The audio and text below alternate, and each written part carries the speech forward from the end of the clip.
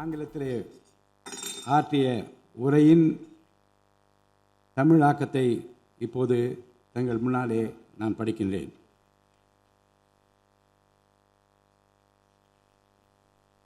மாண்புமிகு சட்டமன்ற பேரவை உறுப்பினர்களே, வணக்கம். மக்களே நாட்டின் உண்மையான எஜமானர்கள் என்றார் பேரறிஞர் அண்ணா. அண்மையில் நடந்து முடிந்த தமிழ்நாடு சட்டமன்ற தேர்தலில் தமிழ்நாட்டின் எஜமானர்களால் தேர்ந்தெடுக்கப்பட்டு 17வது தமிழ்நாடு சட்டமன்ற பேரவையின் முதல் கூட்டத்தொடரில் இங்கே அமர்ந்திருக்கும் சட்டமன்ற உறுப்பினர்களுக்கு எனது நல்வாழ்த்துக்களை முதற்கண் தெரிவித்துக் கொள்கிறேன்.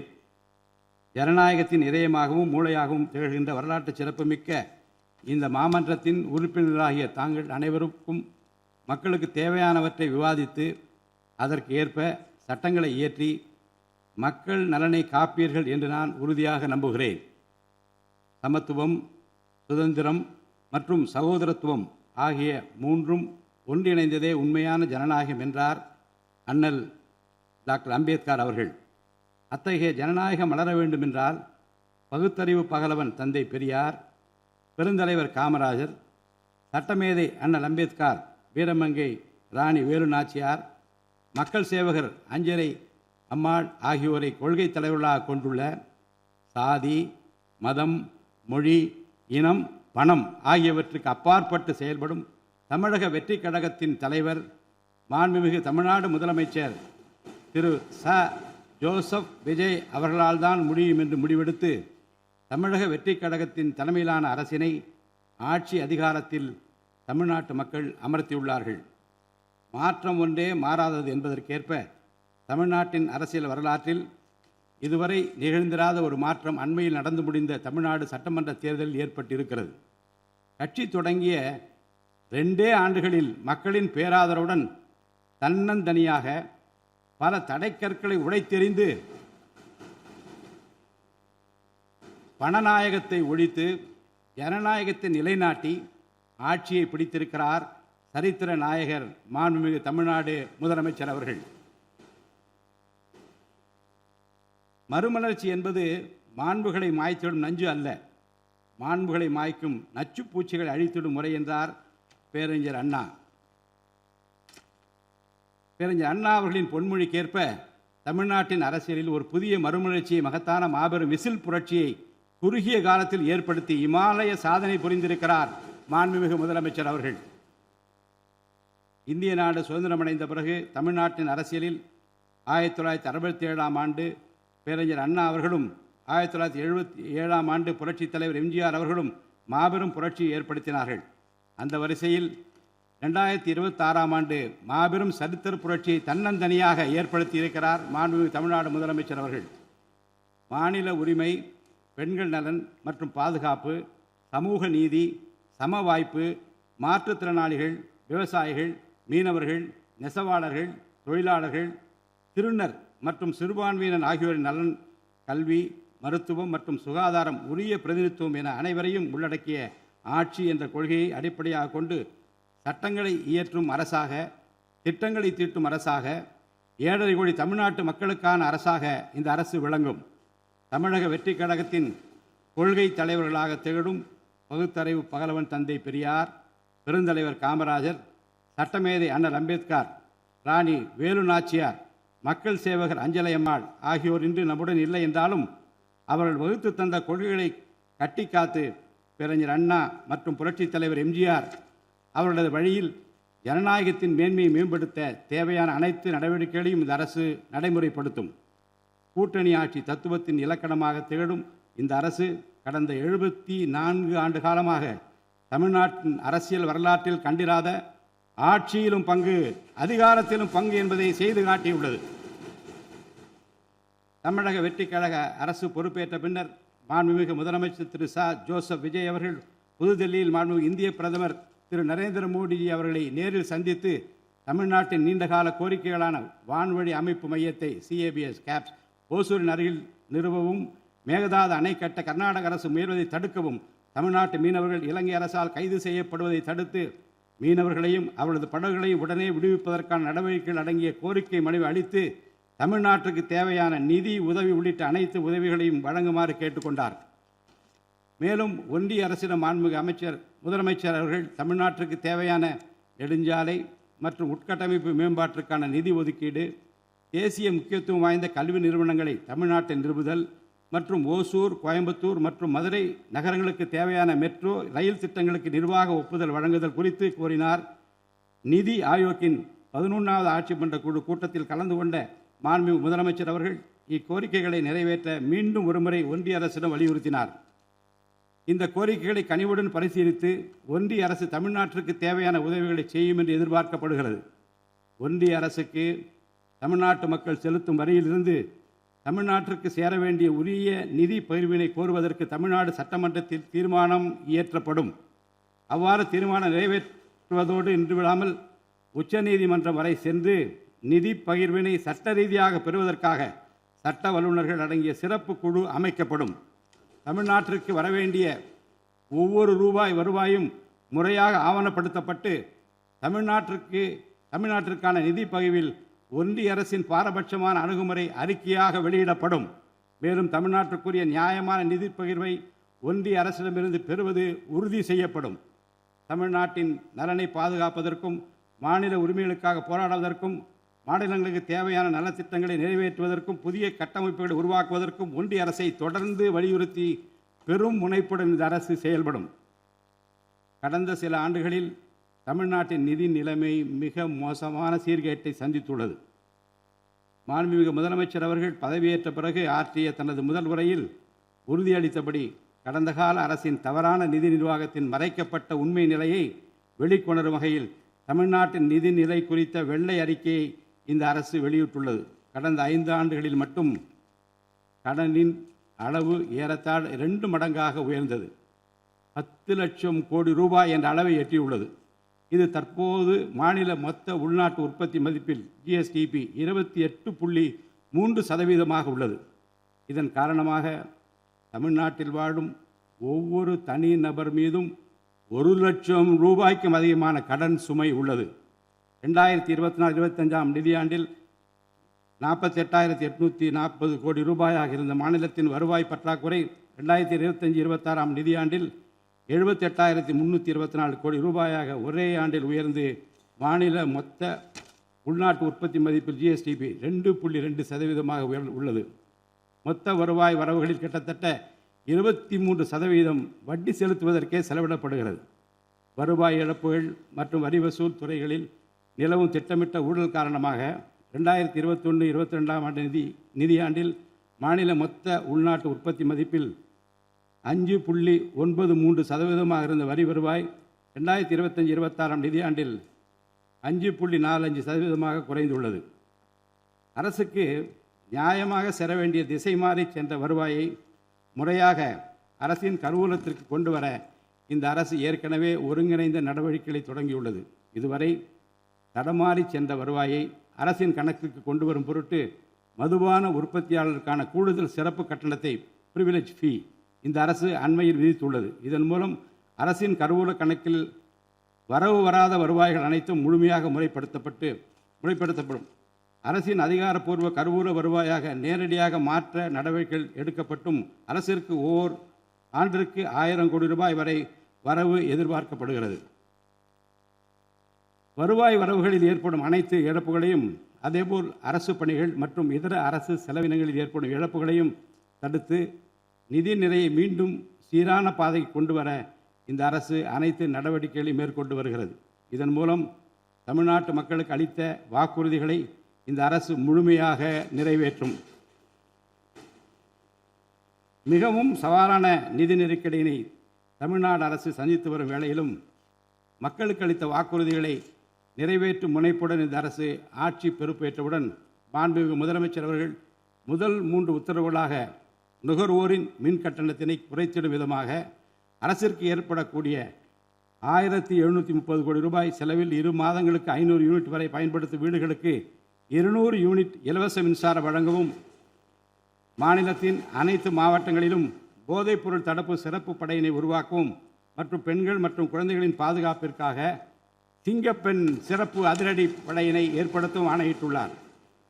பொது அமைதியை பேணி காப்பது, சட்டத்தின் ஆட்சியை நிலைநிறுத்துவது மற்றும் பெண்களுக்கு எதிரான குற்றங்களை இரும்பு கரம் கொண்டு ஒடுக்கி மகளிர் மற்றும் குழந்தைகளை பாதுகாப்பான சூழ்நிலை உருவாக்குவது இந்த அரசின் முதன்மையான லட்சியமாகும்.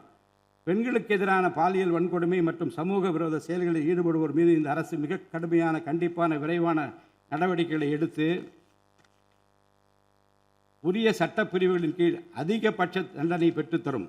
பெண்கள் மற்றும் குழந்தைகளின் பாதுகாப்பினை உறுதி செய்யும் பொருட்டு உருவாக்கப்பட்ட சிங்கப்பெண் சிறப்பு அதிரடிப்படை 2545 புதிய பணியிடங்களுடன் 319 புதிய 4 சக்கர ரோந்து வாகனங்கள், 101 இருசக்கர வாகனங்கள் மற்றும் ட்ரோன்களுடன் 354 கோடி ரூபாய் நிதி ஒதுக்கீட்டில் இப்பணியினை மிக சிறப்பாக செய்து முடிக்கும். கடந்த சில ஆண்டுகளாக தமிழ்நாட்டில் போதைப்பொருள் கலாச்சாரம் வேரூன்றியுள்ளது. இதனை கட்டுப்படுத்த முந்தைய அரசு ஆக்கப்பூர்வமான நடவடிக்கைகள் எதையும் எடுக்கவில்லை. தமிழ்நாட்டின் சட்டம் ஒழுங்கு சீர்கேட்டிற்கு முதற் காரணம் மாநிலத்தின் பரவலாக கிடைக்கும் போதைப்பொருள் பழக்கம்தான். போதைப்பொருள் இல்லாத தமிழ்நாட்டை உருவாக்குவது இந்த அரசு முழு மூச்சுடன் செயல்படும். இதனை செயல்படுத்தும் விதமாக போதைப்பொருள் தடுப்பு சிறப்பு படை அனைத்து மாவட்டங்களை உருவாக்க இந்த அரசு உத்தரவிட்டுள்ளது. போதைப்பொருள் நடமாட்டத்தை முற்றிலுமாக ஒழிக்க தேவையான அனைத்து நடவடிக்கைகளையும் இந்த அரசு எடுத்து வருகிறது. பொதுமக்களின் நலனில் பெரிதும் அக்கறை கொண்ட இந்த அரசு பொறுப்பேற்றவுடன் முதற்கட்டமாக வழிபாட்டு தலங்கள், கல்வி நிறுவனங்கள் மற்றும் பேருந்து நிலையங்களுக்கு அருகில் 500 மீட்டர் தொலைவில் அமைந்திருந்த 717 மதுபான சில்லறை விற்பனை கடைகள் மூடப்பட்டுள்ளன. கள்ளச்சாராய நடமாட்டம் மற்றும் சட்டவிரோத மது விற்பனையை முற்றிலும் ஒழிப்பதற்கும் இத்துறையில் முழுமையான கண்காணிப்பை ஏற்படுத்துவதற்கும் தேவையான கடுமையான விதிமுறைகள் உருவாக்கப்பட்டு நடைமுறைப்படுத்தப்படும். இதன் மூலமாக ஆயத்தீர்வை வசூல் மற்றும் மதுபான விநியோகத்தில் உள்ள முறைகேடுகள் தடுக்கப்பட்டு மாநிலத்தின் சமூக பொருளாதார சூழல் நல்வழிப்படுத்தப்படும். தமிழ்நாட்டில் கனிம வளத்துறையில் மலிந்து கிடக்கும் ஊழல் முறைகேடுகள் காரணமாக கனிம வளங்கள் மூலம் கிடைக்கும் வருவாயில் பெரும் அளவில் இழப்பு ஏற்பட்டுள்ளது. மாநிலத்தில் உள்ள கனிம வளங்களை திறம்படவும் சுற்றுச்சூழலுக்கு உகந்த வகையில் நீடித்த காலத்திற்கு பயன்படுத்துவதையும் இந்த அரசு உறுதி செய்யும். அரசின் கருவூலத்திற்கு வரவேண்டிய வருவாய் வேறு வழிகளில் திசை மாறி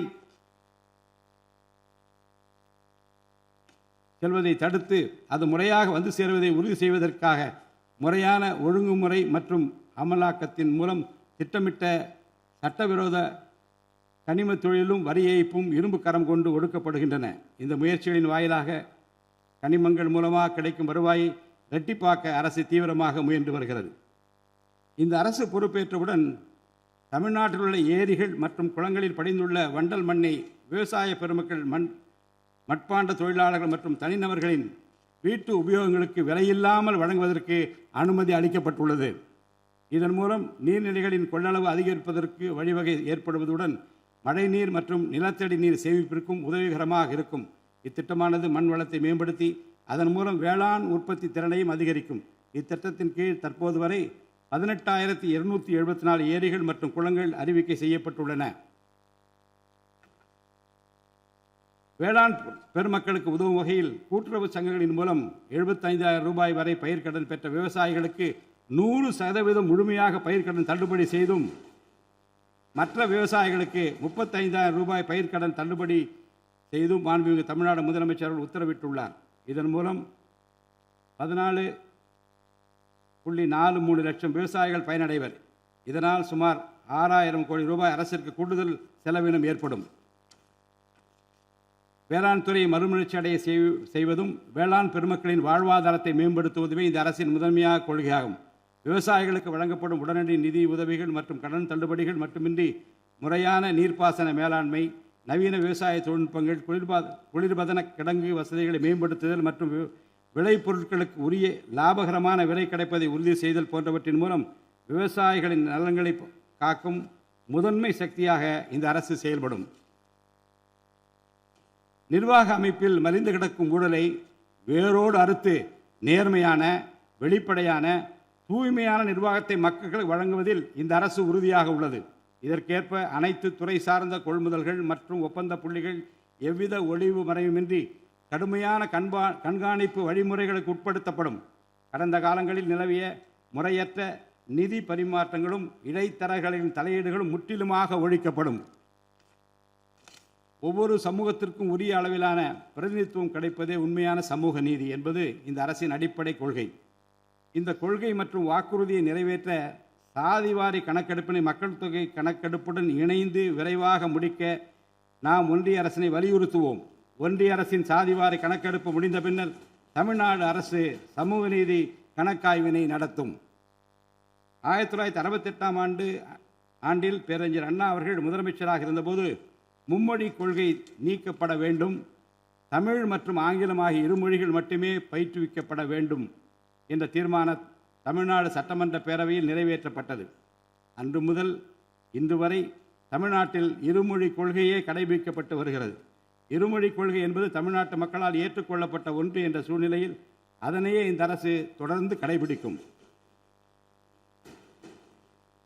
சென்னை உயர்நீதிமன்றம் மற்றும் சென்னை உயர்நீதிமன்ற மதுரை கிளையில் தமிழ் மொழியை வழக்காடு மொழியாக பயன்படுத்தவும் உச்ச நீதிமன்ற கிளையை சென்னையில் அமைக்கவும் ஒன்றிய அரசை இந்த அரசு வலியுறுத்தும்.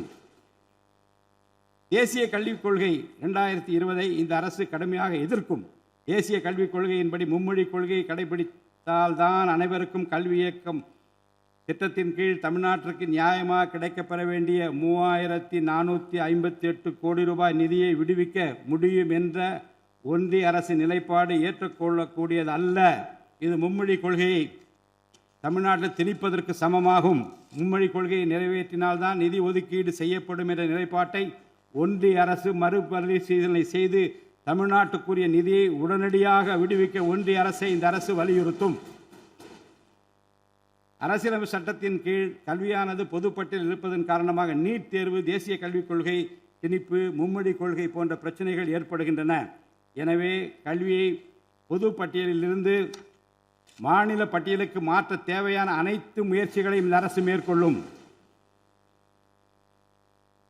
உண்மையான கல்வி சீர்திருத்தம் என்பது கல்வி நிறுவனங்களின் தரத்தையும் அதன் கற்பித்தல் திறனையும் உயர்த்துவதிலே அடங்கியுள்ளது. இதற்கேற்ப மாநிலத்தின் பல்கலைக்கழகங்கள் மற்றும் உயர்கல்வி நிறுவனங்களில் நீண்ட காலமாக நிரப்பப்படாமல் உள்ள தேவையான உதவி பேராசிரியர் மற்றும் ஆசிரியர் காலி பணியிடங்களை தகுதி மற்றும் திறமையின் அடிப்படையில் வெளிப்படையான முறையில் நிரப்புவதற்கு இந்த அரசு போர்க்கால அடிப்படையில் நடவடிக்கை எடுக்கும். அது மட்டுமின்றி உயர்கல்வித்துறையில் பல்வேறு அடிப்படை சீர்திருத்தங்களை இந்த அரசு கொண்டு வரும். இதன் மூலம் உலகத்தரம் வாய்ந்த உயர்கல்வி தமிழ்நாடு மாணவர்களுக்கு கிடைக்கப்பெறும். தமிழ்நாட்டின் நெற்களஞ்சியமாக விளங்குவது காவிரி டெல்டா பகுதி. டெல்டா மாவட்டங்களின் பிரதான நீர் ஆதாரமான காவிரி நீரினையே டெல்டா பகுதி விவசாயிகள் நம்பியுள்ளனர். காவிரி நீரை பயன்படுத்துவதில் தமிழ்நாட்டிற்கு உள்ள உரிமை மிக பழமை வாய்ந்தது. நம்முடைய உரிமையை உச்சநீதிமன்றத்தில் நிலைநாட்டிய பின்பும் காவிரி நீரை பெறுவதற்கு ஒவ்வொரு ஆண்டும் போராட வேண்டிய நிலை இருக்கிறது. உரிய நீருக்கு பதிலாக உபரி நீர்தான் தமிழ்நாட்டிற்கு கர்நாடக அரசால் வழங்கப்படுகிறது. இந்த நிலையில் மேகதாது திட்டத்தை செயல்படுத்த கர்நாடக அரசு முயன்று வருகிறது. இந்த திட்டம் செயல்படுத்தப்பட்டால் விவசாயிகளின் வாழ்வாதாரம் பாதிக்கப்படுவதுடன் வேளாண் உற்பத்தியும் கடுமையாக பாதிப்படையும். இதனை தடுத்து நிறுத்தவும் தமிழ்நாட்டிற்கு நீரை உரிய காலத்தில் பெற்றுத்தரவும் தேவையான சட்ட நடவடிக்கைகளை இந்த அரசு எடுத்து வருகிறது.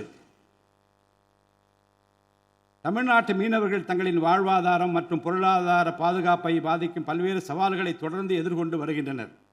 பருவமழை, புயல் மற்றும் பிற இயற்கை பேரிடர்களால் ஏற்படும் பாதிப்புகளுக்கு அப்பாற்பட்டு பாக் வளைகுடா பகுதியில் தங்களின் பாரம்பரிய மீன்பிடி பகுதிகளில் மீன்பிடி தொழிலில் ஈடுபடும் மீனவர்கள் அடிக்கடி கடுமையான துன்பங்களை அனுபவித்து வருகின்றனர். அவர்கள் இலங்கை கடற்படை அதிகாரிகளால் கைது செய்யப்படுவதும் அவருடைய மீன்பிடி படகுகள் பறிமுதல் செய்யப்பட்டு நீண்ட காலம் பிடித்து வைக்கப்படுவதும் கணிசமான அளவில் அபராதங்கள் விதிக்கப்படுவதும் தொடர்ந்து நடைபெற்று வருகின்றன. இந்த நீண்டகால பிரச்சினைக்கு தீர்வு காண ஒன்றிய அரசு தொடர்ந்து வலியுறுத்தும். அதே நேரத்தில் மீனவர்களின் வாழ்வாதாரத்தையும் பொருளாதார நிலைத்தன்மையையும் வலுப்படுத்தும் பல்வேறு நடவடிக்கைகளையும் மேற்கொள்ளும். காலநிலை மாற்றத்தினை எதிர்கொள்வதிலும் தமிழ்நாட்டின் வனப்பரப்பு மற்றும் பசுமை பரப்பினை உயர்த்துவதிலும் சதுப்பு நில காடுகள், ஈரநிலங்கள், கடலோர பகுதிகள் என அனைத்து வகையான சூழலியல் முக்கியத்துவம் வாய்ந்த நிலப்பரப்புகளை பாதுகாப்பதிலும் இந்த அரசு உறுதியாக செயல்படும். நிலத்தடி நீர்மட்டத்தை உயர்த்தவும் மழை காலங்களில் வரும் நீரை சேமிக்கவும் ஏதுவாக ஏரிகள் மற்றும் குளங்கள் பராமரிப்பு திட்டம் ஒவ்வொரு ஆண்டும் செயல்படுத்தப்படும். மேலும் கடலுக்கு செல்கின்ற நீரை தடுக்கும் வகையிலும் மழை நீரினை சேமிக்கும் வகையிலும் தேவையான இடங்களில் தடுப்பணைகள் கட்ட நடவடிக்கைகள் மேற்கொள்ளப்படும். தென் மாவட்ட மக்களின் உயிர் நாடியாக விளங்குவது முல்லை பெரியாறு அணையாகும். முல்லை பெரியாறு அணை நீர்மட்டத்தை 142 அடி வரை உயர்த்திக் கொள்ள உச்சநீதிமன்றம் 2014ஆம் ஆண்டு ஆணையிட்டதோடு அணையை வலுப்படுத்திய பின் அணையின் நீர்மட்டத்தை 152 அடி வரை உயர்த்திக் கொள்ளலாம் என்றும் அறிவுறுத்தியிருக்கிறது. ஆனால் அணையை வலுப்படுத்தும் பணிகளை மேற்கொள்ள தொடர்ந்து அனுமதி மறுத்து வரும் கேரள அரசானது அதற்கு மாறாக புதிய அணையை கட்ட வேண்டும் என்ற கோரிக்கையை தொடர்ந்து வலியுறுத்தி வருகிறது. கேரள அரசின் புதிய அணை கட்டும் முயற்சியை தடுக்கவும், முல்லை பெரியார் அணைப்பகுதியில் பழுதுபார்க்கும் பணிகளை மேற்கொள்ளவும், அணையின் நீர்மட்டத்தினை உயர்த்தவும் உறுதியான நடவடிக்கைகளை இந்த அரசு எடுக்கும். நதிநீர் இணைப்பு திட்டத்தை செயல்படுத்தும் விதமாக முதற்கட்டமாக தமிழ்நாட்டில் உள்ள நதிகளை இணைக்கவும், அதனைத் தொடர்ந்து ஒன்றிய அரசிடம் வலியுறுத்தி தென் மாநிலங்களில் உள்ள நதிகளை இணைக்கவும் இந்த அரசு தீவிரமாக முயற்சி மேற்கொள்ளும். கீழடி, ஆதிச்சநல்லூர், கொடுமணல், மயிலாடம்பாறை, சிவகலை, அழகன்குளம், அரிக்கமேடு, சல்வன்குப்பம் மற்றும் பூம்புகார் ஆகிய தலங்களில் தொடர்ந்து தொல்லியல் துறை ஆராய்ச்சி மேற்கொள்ளவும், கீழடி, ஆதிச்சநல்லூர் ஆகிய இரு தலங்களுக்கு யுனெஸ்கோவின் உலக பாரம்பரிய சின்னம் என்ற அங்கீகாரத்தை கிடைக்கவும், இத்தலங்களுக்கு பள்ளி மாணவர்களை கல்வி சுற்றுலா அழைத்துச் செல்லவும் இந்த அரசு வழிவகை செய்யும். மேலும் ஆதிச்சநல்லூர், கொடுமணல், கங்கை கொண்ட சோழபுரம் ஆகிய பண்பாட்டு தலங்களில் மிக மெய்மை மற்றும் மெய்நிகர் தோற்றம், ஆக்மெண்டட் ரியாலிட்டி, வர்ச்சுவல் ரியாலிட்டி ஆகிய தொழில்நுட்பங்களின் மூலம் சுற்றுலா பயணிகளுக்கு தமிழர் நாகரிகம் மீட்டுருவாக்கம் செய்யப்பட்டு அதன் அனுபவம் வழங்கப்படும். இவற்றுடன் இணைந்து மாநிலத்தின் இயற்கை வளங்களையும் சுற்றுச்சூழல் சமநிலையையும் பேணிக்காக்கும் வகையில் ஒரு விரிவான நிலையான சுற்றுலா கொள்கை, சஸ்டைனபிள் டூரிசம் பாலிசி வகுக்கப்படும்.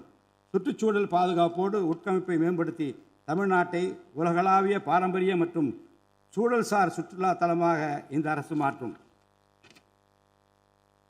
வரும் 2036ஆம் ஆண்டிற்குள் தமிழ்நாட்டை $15 டிரில்லியன் பொருளாதாரம் கொண்ட மாநிலமாக உருவாக்கிட வேண்டும் என்ற முதலமைச்சர் அவர்களின் இலக்குடன் தொழில்கள் வளர வேண்டும், தொழிலாளர்கள் வாழ வேண்டும் என்ற கொள்கையில் இந்த அரசு உறுதியாக உள்ளது. தமிழ்நாட்டில் தொழில் வளர்ச்சியை மேம்படுத்தும் வகையில் தொழில் நிறுவனங்கள் தொடங்குவதற்கான நடைமுறைகள் எளிமைப்படுத்தப்படும். இதன்படி குறு, சிறு மற்றும் நடுத்தர தொழில்கள் தொடங்க தேவையான அனுமதியினை ஒற்றைச்சாளர முறையில் விரைவாக வழங்குவதற்கான நடவடிக்கைகளை இந்த அரசு எடுக்கும். இதன் மூலம் தமிழ்நாடு தொழில் வளர்ச்சி அடைவதோடு லட்சக்கணக்கான வேலை வாய்ப்புகளும் உருவாக்கப்படும்.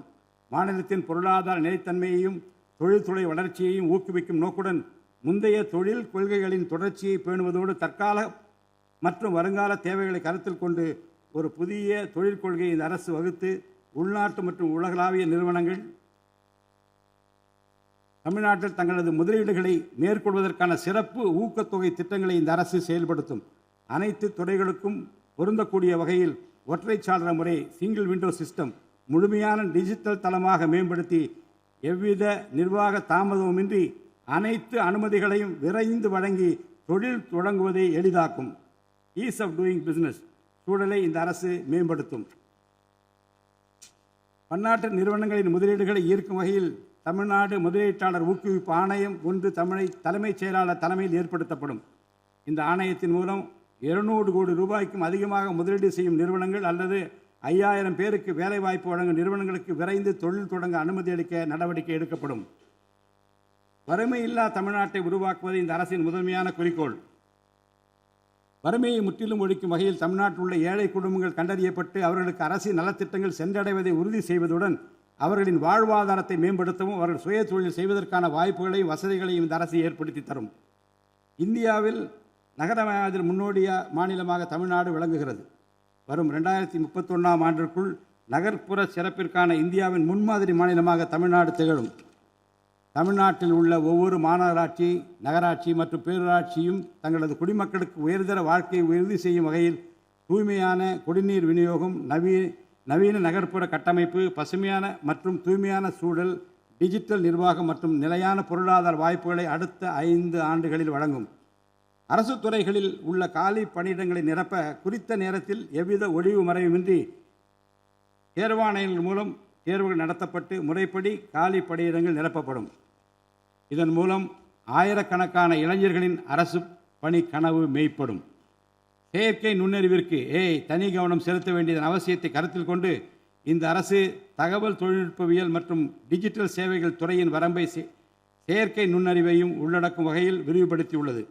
அரசு துறைகளின் செயல்திறனை மேம்படுத்தவும் பொதுமக்களுக்கு சிறந்த மின் ஆளுமை கவர்னன்ஸ் சேவைகளை வழங்கவும் இத்துறை செயற்கை நுண்ணறிவு கருவிகளை பயன்படுத்த துணை புரியும். தமிழ்நாடு அரசு சமூக நீதியை காப்பதில் உறுதியுடன் இருந்து தமிழ்நாட்டின் 69% இடஒதுக்கீட்டை பாதுகாப்பதற்கான அனைத்து முயற்சிகளை மேற்கொண்டு வருகிறது. மேலும் சிறுபான்மையினரின் அரணாக திகழும் அரசு சிறுபான்மையினரின் முன்னேற்றத்திற்கும் அவர்களின் உரிமைகளை நிலைநாட்டவும் என்றும் உறுதுணையாக இருக்கும். இந்த அரசு ஒரு உண்மையான மதசார்பற்ற சமூக நீதி அரசாக திகழும் என்பதில் எனக்கு ஐயமில்லை. ஆதி திராவிடர் மற்றும் பழங்குடியினருக்கான உயர்தர பள்ளிக்கல்வி, உலகின் தலைசிறந்த பல்கலைக்கழகங்கள் உயர்கல்வி, வேலைவாய்ப்பு மற்றும் சுய தொழில் வாய்ப்புகள், வீடு மற்றும் உட்கட்டமைப்பு வசதிகள், திறன் மேம்பாடு, பொருளாதார மற்றும் வாழ்வாதார மேம்பாடு என அனைத்து வகையிலும் ஆதி திராவிடர் மற்றும் பழங்குடியின மக்களின் சமூக நீதியினை நிலைநாட்டும் அரசாக இந்த அரசு திகழும். மாற்றுத்திறனாளிகளின் நலனை பேணி பாதுகாக்க இந்த அரசு உறுதி பூண்டுள்ளது. மாற்றுத்திறனாளிகளின் உரிமைகள், சமத்துவம் மற்றும் சமூக பாதுகாப்பினை உறுதி செய்யும் முன்னணி மாநிலமாக தமிழ்நாடு அரசு திகழும். டிஜிட்டல் மற்றும் உட்கட்டமைப்பில் மாற்றுத்திறனாளிகளுக்கு சமமான அணுகல் வசதி ஏற்படுத்தி கொடுப்பது மட்டுமல்லாமல் சமூகத்தில் அவர்களின் முன்னேற்றத்திற்கு சிறப்பு கவனம் அளிக்கப்படும். மாற்றுத்திறனாளிக்கான 4% இடஒதுக்கீட்டு முறையாக நடைமுறைப்படுத்தவும் இந்த அரசு நடவடிக்கை எடுக்கும். எதிர்கால ஒலிம்பிக் வெற்றியாளர்களை உருவாக்கவும் தமிழ்நாட்டை இந்தியாவின் முன்னணி விளையாட்டு ஆற்றல் மையமாக நிலைநிறுத்துவதையும் நோக்கமாக கொண்டு ஒலிம்பிக் உயர் திறன் மையங்கள் ஒலிம்பிக் சென்டர்ஸ் ஆஃப் எக்ஸலன்ஸ் அமைக்க இந்த அரசால் நடவடிக்கை மேற்கொள்ளப்படும். இம்மையங்கள் உலக தரத்திலான பயிற்சி, உட்கட்டமைப்பு, உயர்தர பயிற்சி, நவீன விளையாட்டு, அறிவியல் வசதிகள், செயல்திறன் பகுப்பாய்வு மற்றும் முழுமையான விளையாட்டு மேம்பாட்டு சேவைகள் வழங்கும். திருநர் கண்ணியத்துடன் வாழ வழி செய்யும் விதமாக அவர்களுக்கு திறன் மேம்பாட்டு பயிற்சி வழங்கவும், சுய உதவி குழுக்கள் அமைத்திடவும், வாழ்வாதார வாய்ப்புகள் மற்றும் வேலைவாய்ப்பு பெற்றிட துணை புரிந்தும் வீட்டு வசதிகளை உருவாக்கிடவும் இந்த அரசு உறுதுணையாக இருக்கும். நமது வரலாற்று சிறப்புமிக்க ஆன்மீக கோயில்களின் நிர்வாகத்தை மேம்படுத்தும் வகையில் இந்து சமய அறநிலையத்துறையில் கட்டமைப்பு சீர்திருத்தங்களை இந்த அரசு மேற்கொள்ளும். கோயில் சொத்துக்கள், நிலங்கள் மற்றும் அறக்கட்டளை வருவாய்கள் அனைத்தையும் முழுமையாக தணிக்கை ஆடிட் செய்வதற்கும் கணக்குகளை வெளிப்படையாகவும் கணினிமயமாகவும் கொண்டு வருவதற்கும் நடவடிக்கை எடுக்கப்படும். முந்தைய காலங்களில் நிலவி வந்த நிர்வாக முறைகேடுகள் முற்றிலும் களையப்பட்டு கோயில்களில் அசையும் மற்றும் அசையா சொத்துக்கள் அனைத்தும் அதன் புனிதமான நோக்கங்களுக்காக மட்டுமே பயன்படுத்தப்படும் இந்த அரசால் உறுதி செய்யப்படும். அரசின் நலத்திட்டங்களை மக்களிடம் எடுத்துச் செல்வதில் முக்கிய பங்கு வகிப்பவர்கள் அரசு ஊழியர்கள். இளைய சமுதாயத்தை நல்வழிப்படுத்துவதில் முக்கிய பங்கு வகிப்பவர்கள் ஆசிரியர்கள். அரசு ஊழியர்கள், ஆசிரியர்கள் மற்றும் ஓய்வூதியதாரர்களின் நலன்களை தொடர்ந்து பாதுகாக்கப்படும். அவர்களுக்கான மருத்துவ காப்பீட்டு திட்டங்கள் மேலும் செம்மைப்படுத்தப்படும். தமிழ்நாட்டின் வளர்ச்சியினை மேலும் ஊக்குவித்துவிடவும், மக்களின் வாழ்வாதாரத்தினை மேம்படுத்திடவும் அனைத்து துறைகளையும் உள்ளடக்கிய வெற்றி தமிழகம் தொலைநோக்கு திட்டங்கள் அடுத்த 5 ஆண்டுகளில் இவ்வரசு செயல்படுத்தும். தமிழ் அடையாளம் மற்றும் பெருமை, கண்ணியமான வாழ்வு மற்றும் சமூக பாதுகாப்பு, மகளிர் நலன், இளைஞர் நலன், விவசாயிகள், விவசாய கூலி தொழிலாளர்கள் மற்றும் மீனவர் நலன், உலகத்தரம் வாய்ந்த கல்வி, வளமான தமிழ்நாடு, சிறந்த மருத்துவம் மற்றும் சுற்றுச்சூழல், உலகத்தரமான கட்டமைப்பு மற்றும் மக்கள் நல அரசு, நேர்மையான மற்றும் வெளிப்படையான நிர்வாகம் என 10 தூண்களை உள்ளடக்கிய வளர்ச்சி பாதையாக இது இருக்கும். எத்தனை தடைகள் வந்தாலும் அனைத்தையும் தகர்த்தெறிந்து ஊழலற்ற நேர்மையான நிர்வாகத்தை தந்து அதன் மூலம் பொருளாதார மறுமலர்ச்சியை ஏற்படுத்திட இந்த அரசு உறுதி பூண்டுள்ளது. அரசின் நலத்திட்டங்கள் அனைத்து பிரிவினரையும் சென்றடைய இந்த அரசு செயலாற்றும். இந்த அரசால் அறிவிக்கப்பட்ட வாக்குறுதிகள் அனைத்தும் மாநிலத்தின் நிதி நிலையை சீரமைத்து வருங்காலங்களில் ஒவ்வொன்றாக நிறைவேற்றப்படும். தமிழ்நாட்டு மக்கள் மிகுந்த எதிர்பார்ப்புக்கிடையில் படைபலம், பணபலம், அதிகார பலத்தை மீறி மாண்புமிகு முதலமைச்சர் திரு ஜோசப் விஜய் அவர்களின் தலைமையிலான இந்த அரசை தேர்ந்தெடுத்திருக்கிறார்கள். இம்மக்களின் எதிர்பார்ப்புகளை நிறைவேற்ற வேண்டியது இந்த அரசின் கடமை. இந்த கடமையை நிறைவேற்ற சட்டமன்ற உறுப்பினராகிய நீங்கள் எல்லாம் இந்த அரசுக்கு ஒத்துழைப்பு அளிப்பீர்கள் என்று நம்புகிறேன். இந்த மாமன்றத்தில் நடைபெறும் விவாதங்களில் கலந்து கொண்டு அரசுக்கு ஆக்கப்பூர்வமான ஆலோசனைகளை வழங்குவீர்கள் என்பது எனக்கு ஐயமில்லை. பிறப்புக்கும் எல்லா உயிர்க்கும் என்ற வள்ளுவரின் வாக்கிற்கு ஏற்றாற்போல அனைவருக்குமான அரசாக, மக்களுக்கான அரசாக, வெறுப்பு வெறுப்பின்றி நேர்மையாக, வெளிப்படையாக, ஒளிவு மறைவின்றி இந்த அரசு செயல்படும். தமிழ்நாட்டை இந்தியாவிலேயே தலைசிறந்த மாநிலமாக உருவாக்கி காட்டுவோம். மற்ற மாநிலங்களுக்கு முன்மாதிரியாக தமிழ்நாடு விளங்க பாடுபடுவோம். அரசின் இந்த முயற்சிக்கு சட்டமன்ற உறுப்பினர்கள் அனைவரும் முழு ஒத்துழைப்பு நல்க வேண்டும் என்று கேட்டு எனது உரையை நிறைவு செய்கிறேன். நன்றி, வணக்கம். பிளே ஸ்டோர் மற்றும் ஆப் ஸ்டோரில் இருந்து பாலிமர் செயலியை QR கோடு மூலம் பதிவிறக்கம் செய்யுங்கள். செய்திகளை உடனுக்குடன் பெறுங்கள்.